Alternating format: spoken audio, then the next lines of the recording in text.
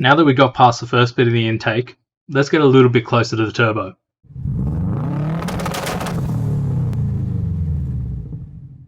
Okay, on today's episode, we're going to talk about the intake pipe, the one that goes underneath the manifold and connects to the turbo. From factory, they're just a hard plastic with soft plastic that mounts to the turbo, but after removing and refitting turbos numerous times and removing and refitting manifolds, the likelihood that you're going to get a tear in the end that connects to the turbo is extremely likely. And I always recommend customers, if they're removing a turbo or even removing the manifold for whatever reason, to have an option or a worst case scenario to get your hands on another intake pipe.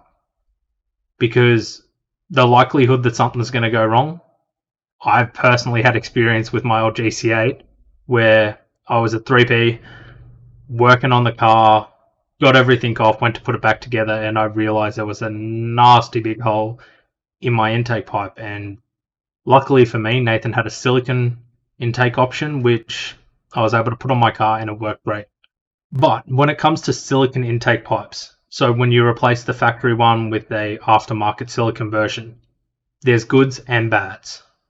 The good ones tend to cost more, as they have thicker ply on the actual material, so they're less likely to deform and suck in as you're boosting. Whereas the cheap $30, $40, $50 ones on eBay have a huge tendency under higher boost to collapse and restrict your inlet, which if you didn't know, you kind of need air for your motor to work. But if you plan on sticking to the stock one, there's another thing you need to know, which is that each model is slightly different. So you can't go and get an early model GC8 inlet pipe and make it work on your later model GC8. But there are exceptions to this, such as the GD model aftermarket silicon intake pipes will work on a late model GC8. It's just that there'll be an extra port that you can either block off or use for something else. But when it comes to the factory ones also, you need to be careful because, like I said, the different models mean different shapes. So where they curve to go past power steering pumps change from having big bulbous corners to extremely flat and straight angled corners. And then even the location of your blower valve return pipe at the back near the turbo changes between models. So if you decide to stick to a stock standard setup, you need to make sure it's for your car or one that runs the same setup, manifold, and inlet. One big thing I want to let everyone know is whatever you do, do not get a 3-inch inlet. This is coming from experience. They do work. There are exceptions that they do fit, but if you're running a GD with the TGVs or even TGV deletes, you will run into fitment issues and everything is extremely tight and it is not a simple thing to do. Whereas with the GC8s, it works a bit better because they have extremely long runners and there's plenty of space underneath. But if you've got a GD and you decide to get a 3-inch inlet turbo, please go twist mount.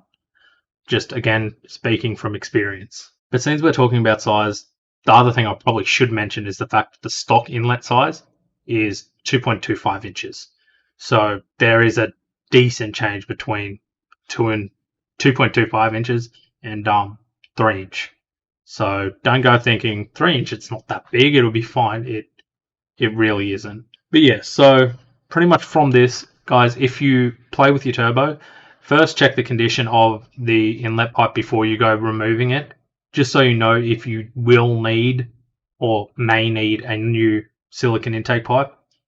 And the other thing I tend to recommend people is, if you're going to install one, it tends to be better to pull the entire manifold off, just so it's easier to work with, especially with the GDs where they have the TGVs as well. It just makes your life so much easier being able to pull the whole manifold off and fit it, because if not, you need a lot of Vaseline and a lot of jamming, which probably shouldn't say on this video, but it's the truth. Otherwise you risk tearing and You don't want to spend $200 on an intake pipe and literally tear it because you didn't want to spend $30 on a few gaskets so you can pull the whole manifold off. Yeah, guys, if you have enjoyed this quick little video, I will have another one next week because there's lots of little mods people do for Subarus, and this is one of the ones that I always swore by because it's not just the fact that they look better, it's just makes everything easier and you know that it's new. Whereas the factory ones can let go at any time, and I've seen so many of them fail, and it's not a fun thing to deal with on the side of the road.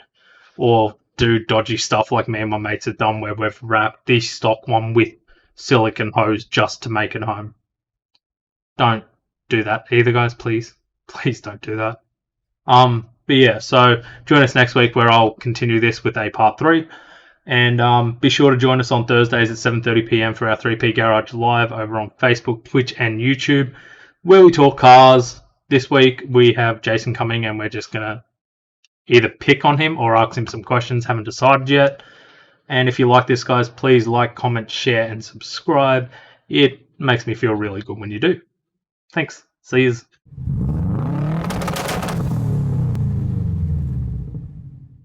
I feel like I did really well to keep such serious face talking about pipes and jamming and Vaseline and stuff. Go me.